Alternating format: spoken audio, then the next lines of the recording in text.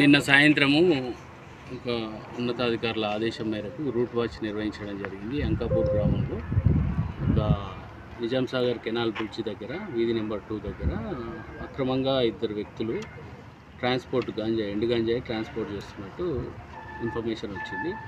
అందుకు బట్టి మేము మా సిబ్బంది మరియు ఇద్దరు పంచుల సమక్షంలో ఒక రూట్ వాచ్ నిర్వహిస్తుండగా అక్కడ ఇద్దరు వ్యక్తులు టూ వీలర్ మీద ఎండు గంజాయి తీసుకొచ్చి అక్కడ వాళ్ళని ఆపడం జరిగింది.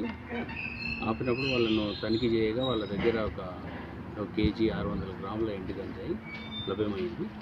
ఇది పక్కనున్న ఆదిలాబాద్ జిల్లా ఇచ్చోడ నుంచి తీసుకొస్తున్నట్టు సమాచారం తెలిసింది. వాళ్ళని అదుపులోకి తీసుకొని ఎండు గంజాయిని కూడా స్వాధీనం చేసుకున్నాం.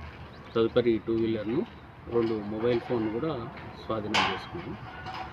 వాళ్ళను డీటెయిల్స్ తీసుకొని తదుపరి చర్యలకై మేజిస్ట్రేట్ దగ్గరికి పంపించడం జరుగుతుంది. Thank you.